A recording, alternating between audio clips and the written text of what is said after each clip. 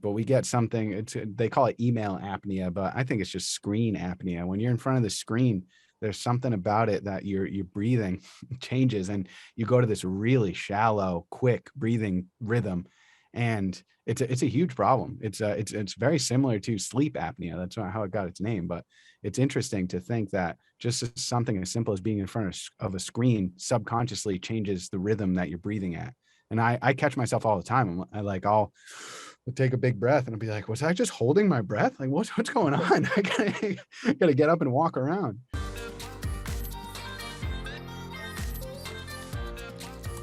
All right, welcome everyone. Today we have a special guest who I believe will alter the very paradigm of how you think about breathing. Their passion for breathing is what attracted me to them and helped increase my awareness of not only my breath, but its awareness and importance on my mind and body. They are true TikTok all-stars with an audience of over 330,000 passionate breathers. And so today we are welcomed by Jake and Danny from Breathe Blue Door. Thanks for being here, my friends. Thanks so much for having us, Dylan. Thanks, Dylan. Yeah, so we'll jump right into it, guys. So tell us, what was your guys' personal journey and what made you want to focus on the breath? So it really came down to what was working really well for us. When Danny and I set out to start a company almost 3 years ago, this was a practice that we kept in-house, and we used it to kind of get our own mind straight before we went into our work, which was originally publishing positive news. And we saw the great feedback we had when we started to write about our breathing exercises and our meditation practice. And people wanted to actually start to learn about this practice that we were doing in-house. And so naturally, with any startup, we just pivoted towards this. And we began to practice the exercises, document our practice, hold each other accountable, and slowly people started to want to join us. So it happened very naturally, very organically. Danny, would you add to that? I think you nailed it. It was as soon as we started doing the practices ourselves, we knew there was something there. We felt almost an immediate effect on ourselves, and it was a positive effect. And once we figured out how to kind of turn that around and teach it, so as we were learning, we started to teach, which is one of the best ways to also learn. So it really deepened our own practice, and then we took off with it. I completely agree with you. Teaching is learning twice, right? So what was it a specific breathing routine that you were doing consistently, or was you guys just experimenting with so many different ones? Yeah, so basically we carved out an hour in our day every day to practice breathing. And we would constantly switch up the exercises because we were researching and we were publishing to our audience about different exercises, different techniques, different cultures. And so it's like, okay, if we're going to be writing about these topics, then we actually need to practice what we're doing. And so it started off just blocking off that time in our schedule to practice. And then it turned into like, now that's what we do all day. Like we kind of nerd out about it. Like all day we're finding new techniques, new people who are approaching it in a different way. And we're just running with it. Yeah, I think in the beginning we tried a little bit of everything. Like we got really into Wim Hof, which I'm sure we'll talk about later on in the podcast too. But we did the Wim Hof method for a while, and we were like, all right, this makes us feel one type of way. What else is out there? And then we started to find breathing exercises that like the Navy SEALs were doing. Let's try this, see what that's like. And then over time, we've just kind of compiled all of that, and it's really helped us build our own practice, which draws on, we have a lot of practices that draw on, places and cultures from all over the world. And we're kind of, it's still a process, but what we pride ourselves on is taking all of that and kind of creating our own thing out of it, utilizing all the wisdom and knowledge that we've learned from other people and kind of, put it in our own Breathe Blue Door, package. Yeah, absolutely. And I think for people that don't understand how deep the rabbit hole goes on breathing, it goes infinitely deep. I think how my journey started, I think how many people start now is this book, right, by James Yes. Nestor. I think, especially with COVID, we all kind of had an internal panic attack. I think you'd be, lying if you said you didn't. Mhm. And so that's what kind of got me started was James Nestor. But I remember James Nestor went on a podcast called Impact Theory with Tom Bilyeu. I don't know if you guys have heard of this. Mhm. And Tom Bilyeu at the beginning said, I was shocked when my staff told me that I could do a whole episode on breathing. And I think what you guys have proven is that you could do an entire TikTok account on breathing, and it just is non-stop because of how much information, techniques, different things you can do. What have you guys just seen just on how deep that rabbit hole goes and how little we understand about the power of the breath? Yeah, I mean, first of all, big shout out to James Nestor for writing that book and taking 10 years to really research and kind of pave the road for what we're doing, honestly. A lot of our big stories on TikTok are stories that James Nestor originally published. And, we're beyond grateful that we can amplify his voice in a lot of these areas. I don't know if you want to add to that, Danny. I mean, the rabbit hole is endless, and there's so many different ways to approach the topic of breathing. We try our best to come at it from, all the different angles, because you can get really scientific, right? There's a lot of research, and that's one of the things that really excites me. I get super stoked whenever I see a new study going on or something coming out, or like some of the studies they've done on Wim Hof, which I saw, Dylan, you posted one on your TikTok recently, about how he was able to kind of stimulate his immune function and just from breathing. It's wild. But I think one of the most interesting things is there's so much we don't know. And that's another exciting avenue of it. And then there's also, there is a spiritual aspect to it as well. It's a contemplative practice. So you can come at it spiritually, you can come at it from the science background, you can try and combine them both. And there's so many different ways to look at it. And I know you already said this, but just to echo, I think everybody in the world should read James Nestor's book. I think it's, I keep a copy right on my desk and I'm constantly picking it up and just to read, not even to, write anything about it. It's amazing.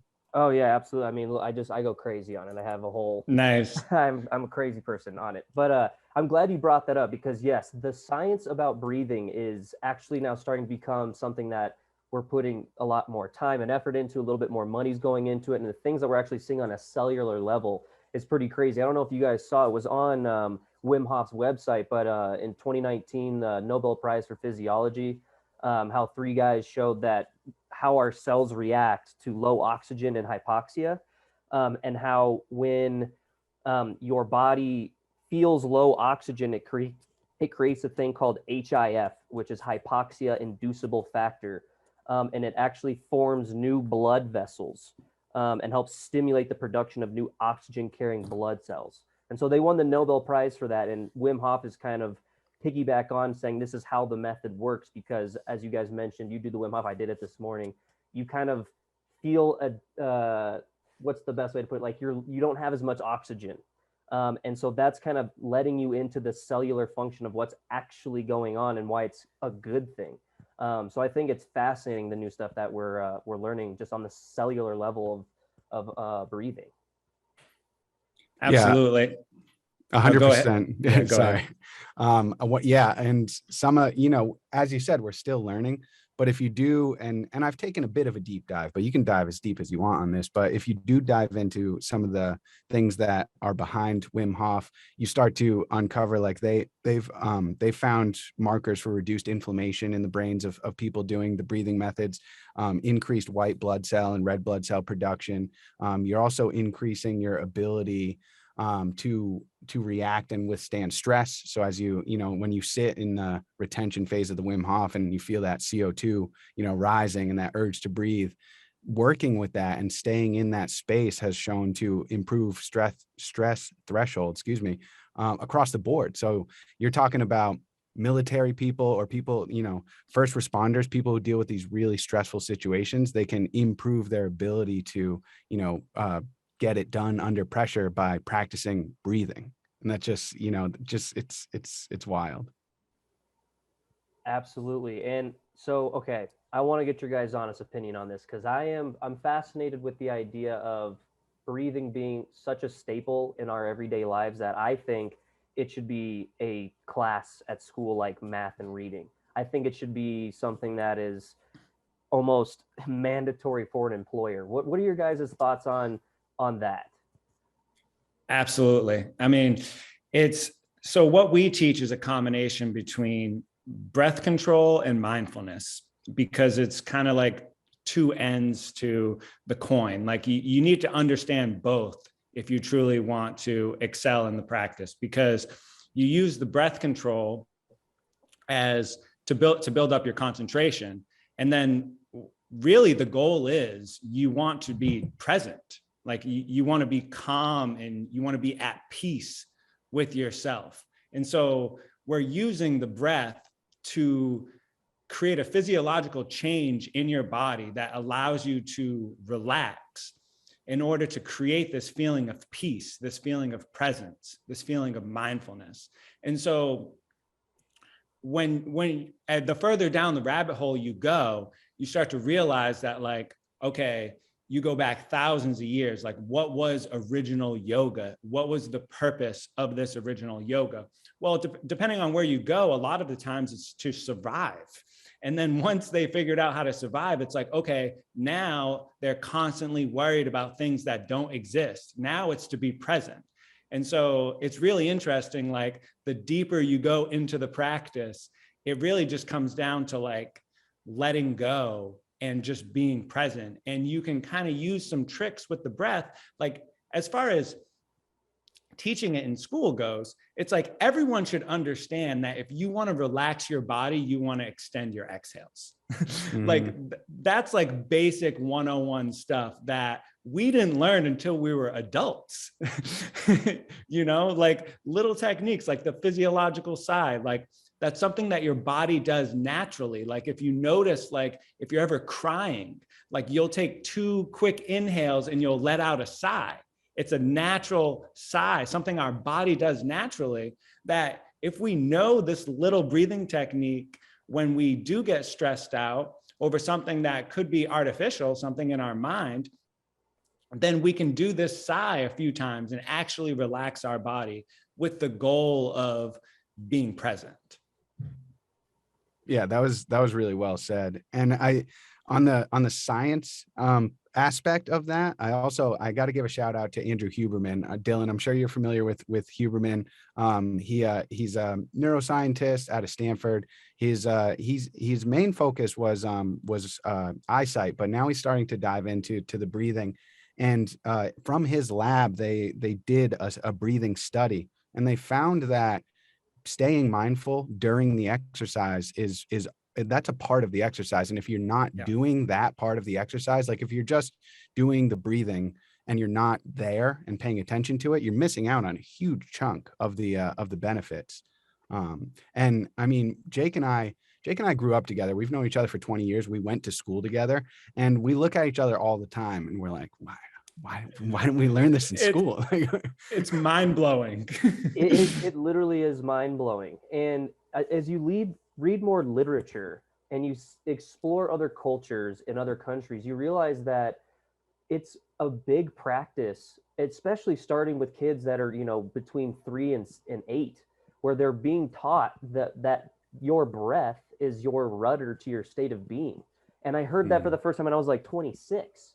I love that. Yeah. And we have, I just looked it up before this, like 40 million adults in America, 20% have been diagnosed with anxiety. And I think, especially for your guys' channel, when you go across someone's, whether it's just quickly on TikTok, when someone says, breathe in, breathe out, it's one of the main triggers. Like it's one of the only triggers I know when someone says to do it, almost everybody, regardless of what they're doing, is going to do it real quick and feels the instant benefit. Yet you don't see people implementing this into their day-to-day life. And you guys actually had a video, which struck me, and it kind of turned my thinking a little bit, because you said, you can live without food, for a couple weeks. You can live without water for a few days, but you can't live without breathing for a few minutes. And how much emphasis do we put on our daily routine into breathing. You know, we think about diet and exercise, but we don't think about actual breathing. So I know you guys said you've carved out an hour in your day, but how can someone who's, you know, busy with day-to-day life and, you know, doing the 9 to 5 or going to school, how can they realistically, or would you tell them to implement breathing into their day-to-day? So the first thing is you want to attach it to something that you already do. So, you know, let's just say like you brush your teeth, right? You attach that to, you know, a certain time of day, you know, whether you do it when you wake up or right before you go to bed or after your meal, like you carve out that time to brush your teeth, to take care of your hygiene. So we always recommend like first thing in the day, like you can do it in your car in the parking lot at work. You can do it in your living room in a certain area. You just want to know where you're going to practice every day at what time. And you just want to carve out that 10 minutes to just get the ball rolling. Alan Watts has this great quote. He says, the best things in life you can't think, like you can only experience, which means you need to take time every day to unthink. It's not common sense, but once you actually practice it, it becomes like, okay, I need to take this time out of my day to just focus on my breath, to just be present, because whatever you practice, you get good at.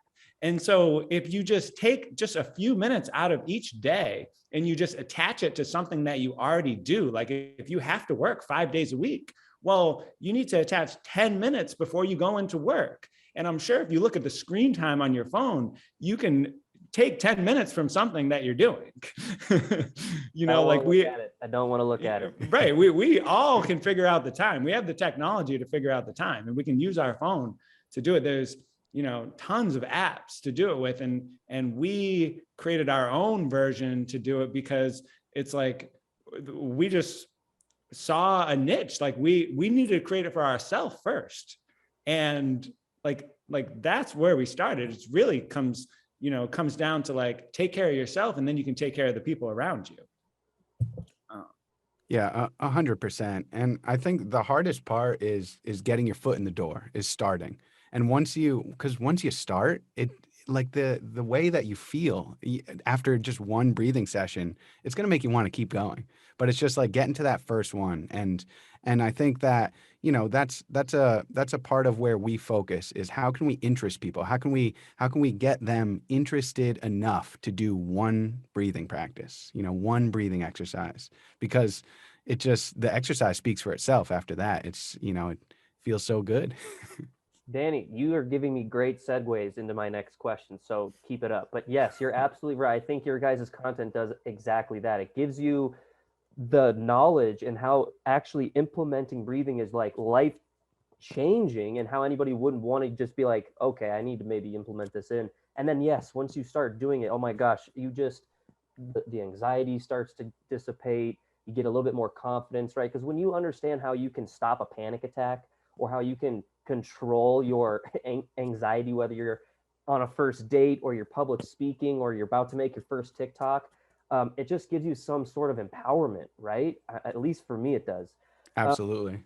So let's talk about your guys' most viewed video, because I think that's a really powerful example of how breathwork is so important. And I think it can help people that haven't heard it really understand its importance with a Katharina with her scoliosis.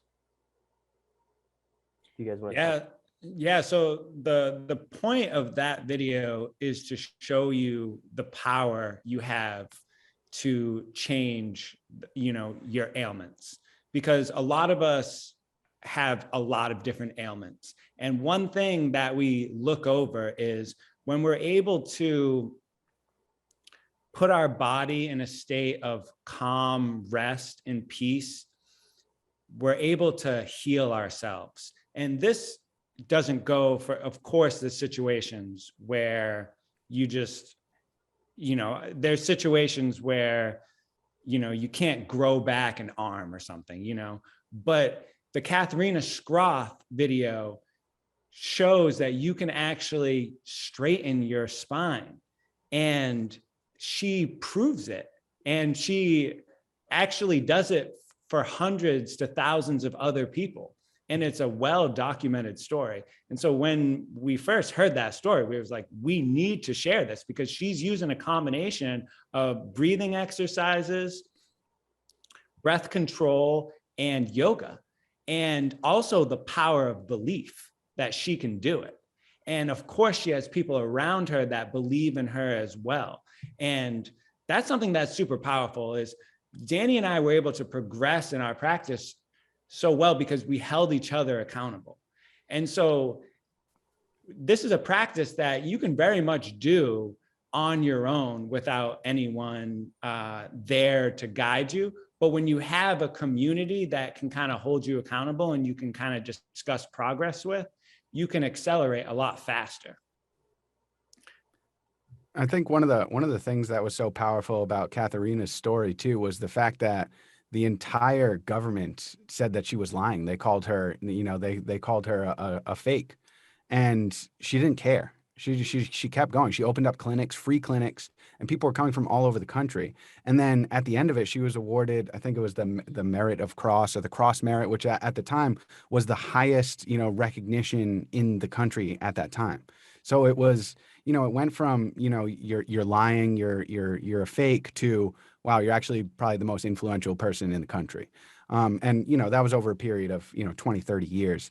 But it was just, it's fascinating too. And that's just one story. If you really want to dive deeper, and we do have some more on our page, but there's a lot more that we haven't written about yet.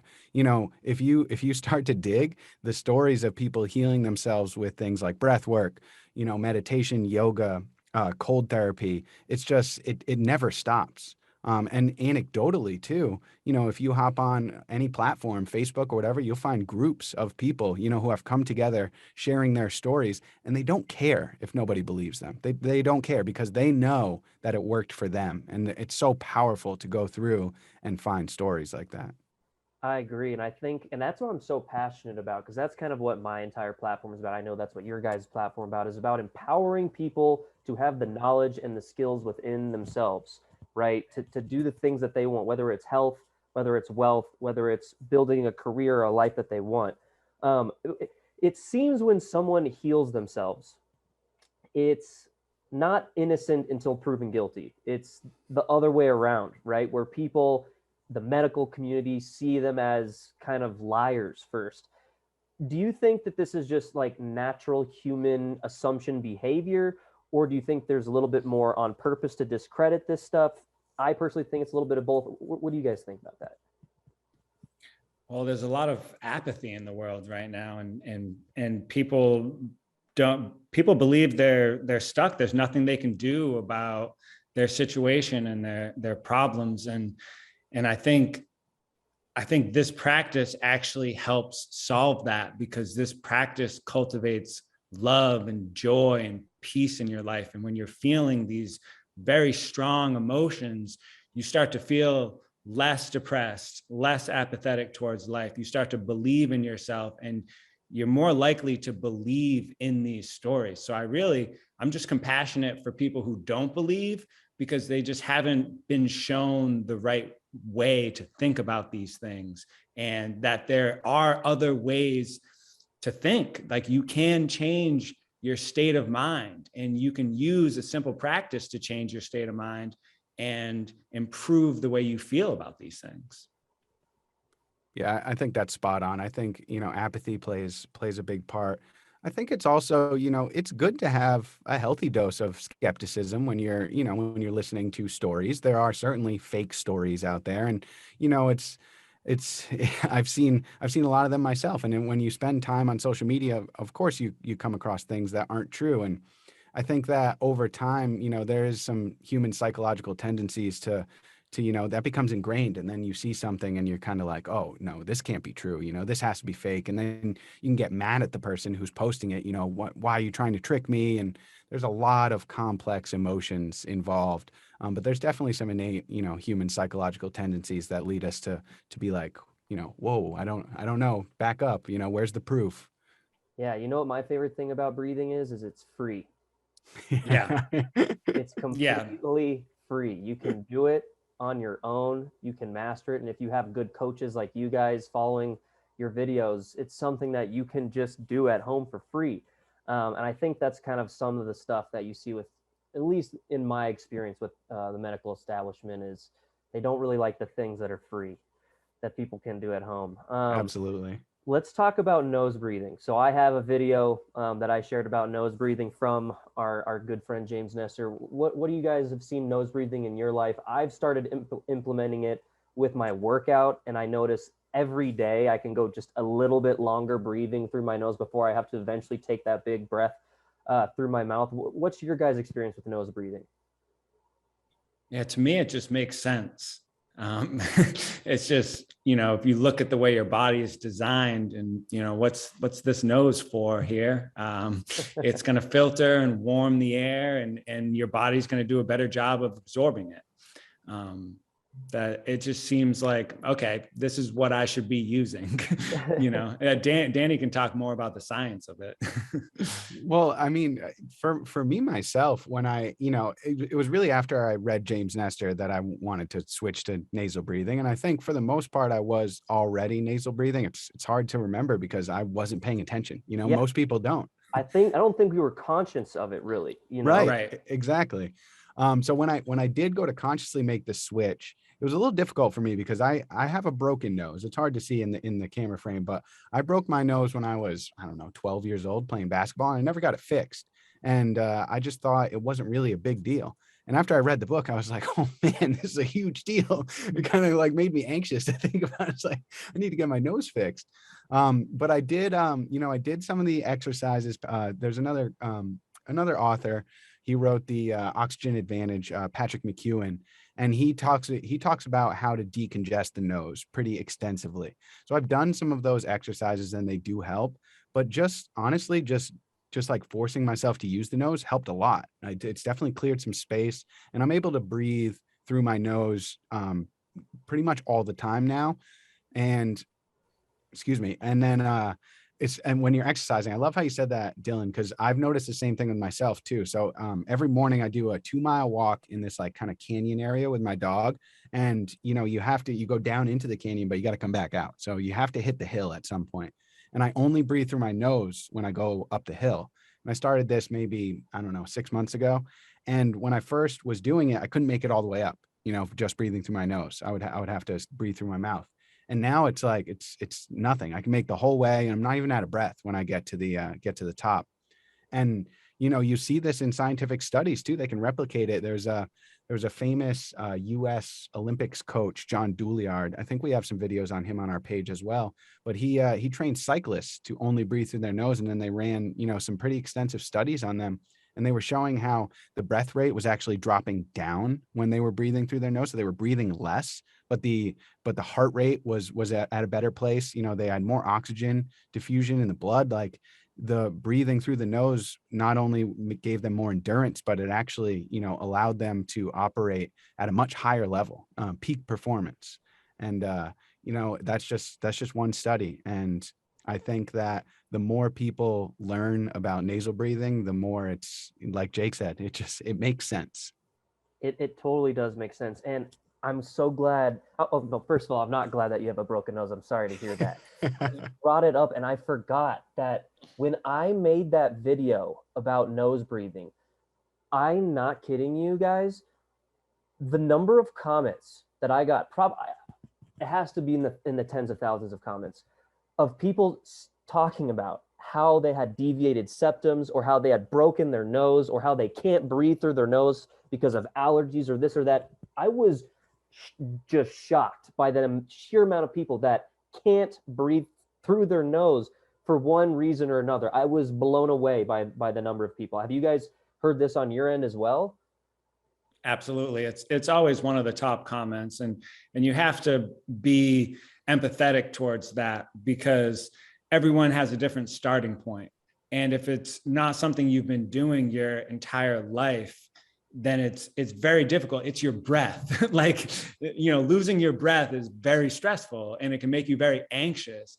And I think we need to do a better job of highlighting Danny's story on our page now that we're talking about this, because, it's, you know, just because you're starting from a place where your nose doesn't work really well, it doesn't mean that you can't implement a 5-minute practice into your day, that you can actually start to see results in 2 weeks just from using it. It's a classic use it or you lose it situation. So you may have started off at a little disadvantage, but if you just chip away at it a little bit, you'll start to see progress and your nose will start to work a little bit better the more you use it. Yeah, and like real quick, we don't have to do the whole thing, but for those listening, if you do suffer from nose congestion, the Patrick McEwen exercise that works extremely well is just simply exhaling, holding the nose, and then moving the head back and forth until you have a very strong urge to breathe, and then breathing slowly and evenly through the nose. The idea behind it is the as the CO2 goes up, the blood vessels open up a little bit, and it's a temporary fix. But if you try that a few times, it usually, you know, if you go to his videos on YouTube, the comments under are like, oh my gosh, this worked, and nothing else has ever worked. You know, it does work. I've done it many times myself, but it is temporary. But that's just a small example of you know, one quick exercise you can do that can vastly improve the airflow in the nose. Takes maybe less than a minute. Right. Yeah. And to add to that, something that Danny and I practice together every day is we hum. And so before we sit down and we meditate, we do 4 hums, like, or ohms, where you just breathe in really slowly through your nose. And what that does is it gently vibrates your nasal passages, and it also opens up your nasal passages for you. And so it's an exercise that you could practice 4 hums as soon as you wake up every morning, and you'll see an improvement. Yeah, I've definitely, the first thing I do when I wake up, I don't touch my phone. I do a loving kindness meditation, and it's Nice. the first thing they say is breathe in through your nose, out through your mouth, and it's just a great way to get the day started. So I have not done the Om yet, though. I need to try that out because obviously, you know, we see a lot of stuff with the vibration, frequency, energy type thing. So can't wait for the science to prove that one right as well. The oming too, with the vibration in the nose, increases the nitric oxide in the blood. You can go up like 600, 700% too from just like a few minutes of humming. There's some science on that. And that's fascinating because the nitric oxide, you know, if the higher levels of that, you're talking about a lot of biomarkers that are going up in a positive way. If you increase your nitric oxide, that's another really cool, you know, science part behind the nasal breathing as well. All right, Jake and Danny, I'm looking forward to that video then in the next week. Oh, Right. nice. Okay, so I think now, you know, with Wim Hof, talking a lot about cold therapy. I know you guys have talked about it. I've talked about it. Everybody's talking about it. I practice it. I think it's one of the most incredible things I've ever implemented in my life is taking a cold shower at the end of a warm shower. I'm now up to over 2 minutes, and I literally smile like a psychopath in the shower because I feel like I'm just so, I don't know what I feel like. I just feel like a superhuman. Talk about cold exposure with breath and why the two kind of, you know, come together. So we were first introduced to cold exposure almost 3 years ago, when we originally learned about Wim Hof, and then we learned that we had a mutual friend, Sam Whiting, who also had practiced with Wim Hof for years. And so honestly, we just started following them on social media, and I've always dealt with rheumatoid arthritis and an autoimmune. And so one thing that kind of kicked off my health journey was when I was 17 and I was getting inflammation to the point where I was paralyzing. And so I actually had to keep like a cane under my bed for when I'd get these inflammation attacks. And I changed my whole diet. I changed my whole lifestyle. I was fortunate enough to go through the hospital system, the Children's Hospital in Boston. However, they prescribed me a pill to take every day. And I was like, this is outrageous. I'm 17 years old. I shouldn't be taking a pill every day for something that, like, it's definitely because, I mean, in hindsight, it's because I didn't put my body through enough nature. I didn't purposely stress my body out enough. And when you don't do that, your body stresses you out. And so I went, the journey started, almost 16 years ago for me. And it's wild that just 3 years ago, I was exposed to cold exposure. And so I started with the cold showers, and within like a month, like I haven't had inflammation in the past year. I'm the healthiest I've ever been as a 32-year-old adult male. And a big part of it is because of the cold exposure.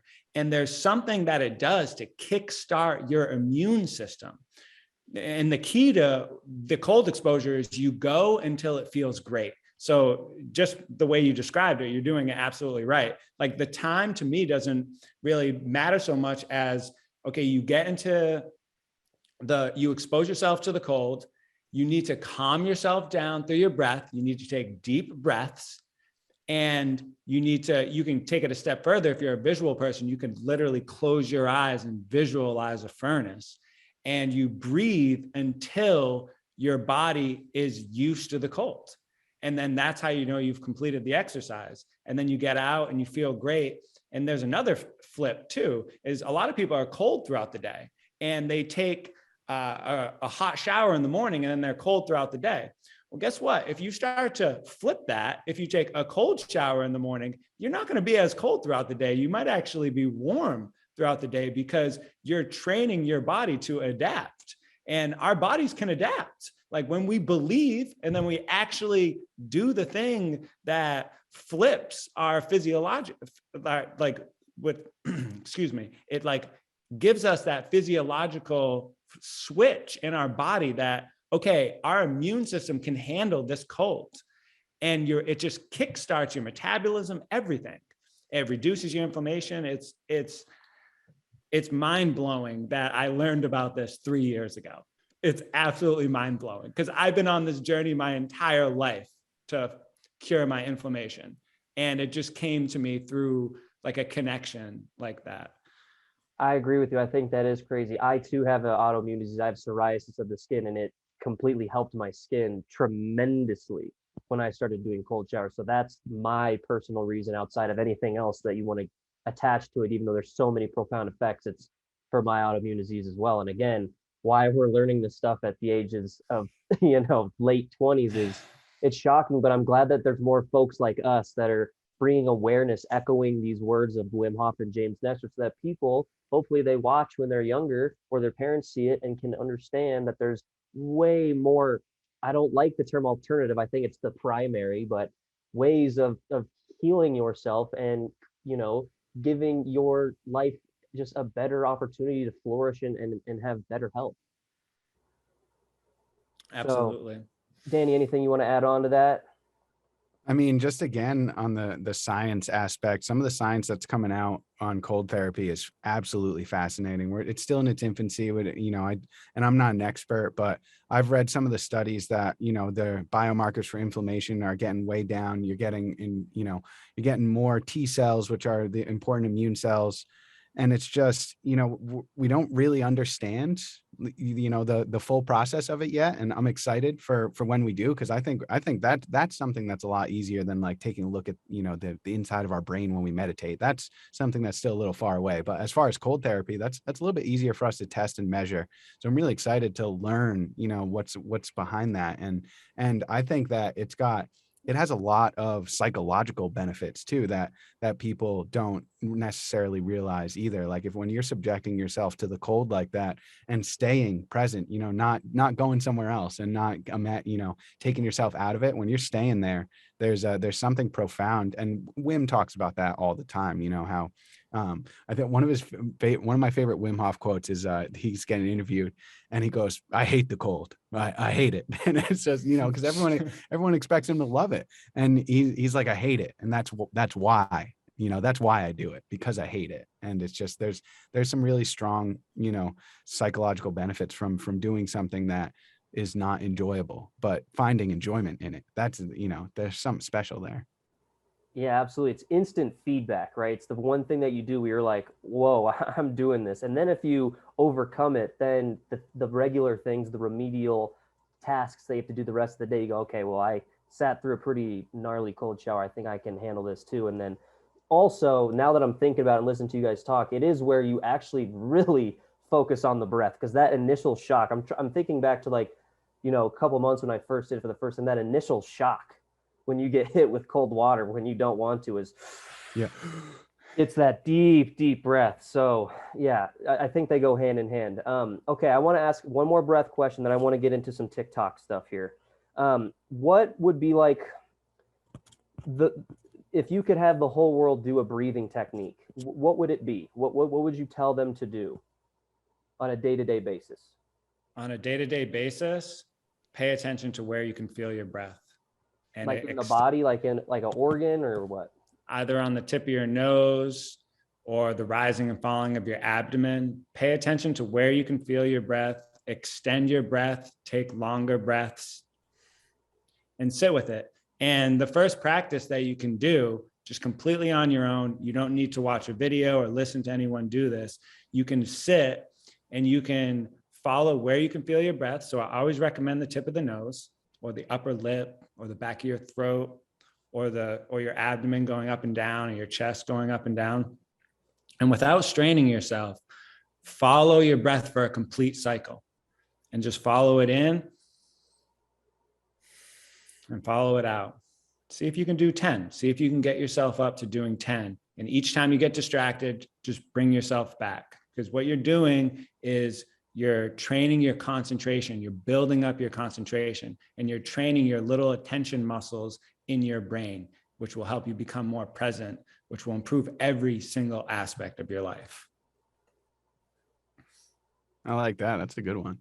I think my favorite exercise, and one of the exercises that we do daily, is it has a lot of names. So you can call it box breathing. We call it concentration breathing. So it's breathing in, holding, breathing out, and holding for a set pattern. So you start wherever you're at, but commonly you start at like 4 seconds. So it's breathing in for 4 seconds, holding for 4 seconds, exhaling for 4 seconds, holding for 4 seconds. I find that doing that for even just 1 minute it just makes you feel good. And if you can extend yourself out to 5 minutes, it's an exercise that you feel immediately after you complete it. And I think there's a lot of power. Like there's so many exercises where, going to the gym, you can bench press, and most people don't feel like awesome after they bench press. You might feel pretty good, but like over time, you start to feel good. You can do 1 round of 5 minutes of box breathing. You just feel like a superhero. And I think it's so powerful. I agree. I used to do public speaking at my alma mater before COVID, and I would get nervous before I would go and talk. And I remember a comedian telling before one of his jokes was he did box breathing, and I tried that out. And I remember it was one of the few things that you could feel immediately doing, because to breathe in, but then that hold, the 2 holds, is where you kind of really reconfigure the way that you're thinking about breathing, and it really just kind of slows everything down. So Absolutely, I agree. Yeah. And you're taking your normal breath rate, which for an individual varies, all over the place, but you're taking your breath rate and you're slowing it down a lot. You're only taking one inhale, one exhale. If you're doing the 4 second every 16 seconds, that's pretty, that's a lot slower Than what yeah. I think if people right now are just to watch your breath, I think you're going to realize it's more something like this. Pretty quick. And it's all up here too. And it's very shallow. And I'm guilty of this as well. And it's something that, I work a lot extensively to make sure I'm breathing deeply into my diaphragm and slow. But we get something, they call it email apnea, but I think it's just screen apnea. When you're in front of the screen, there's something about it that your breathing changes, and you go to this really shallow, quick breathing rhythm. And it's a huge problem. It's very similar to sleep apnea. That's not how it got its name, but it's interesting to think that just something as simple as being in front of a screen subconsciously changes the rhythm that you're breathing at. And I catch myself all the time. I'll take a big breath and I'll be like, was I just holding my breath? Like what's going on? I gotta get up and walk around. Yeah, and I think that's what's so shocking is when you become aware of it, you realize, wow, I'm actively aware of it, and there's still times I realize that I'm not doing what I want to be doing. So what are people that are not aware of it doing on a regular basis, 100%. Yeah, it's fascinating stuff. Okay, so you guys are TikTok all stars. There's lots of people that want to, be a TikTok all star. They want to post their first video. They don't know how to do that. Walk me through your guys' journey. How did you come into TikTok? How did you post your first video? Were you nervous? How did you get over that? Explain that for people out there who maybe want to post their first video. So when it comes down to posting your first video, everyone can do this because we're all unique in our own personal way. And that's the value that you add to whatever you're talking about. So if there's something that you understand even a little bit better, then you can ask yourself, do my friends know this? Are my friends interested in this? If the answer is yes, then you have something.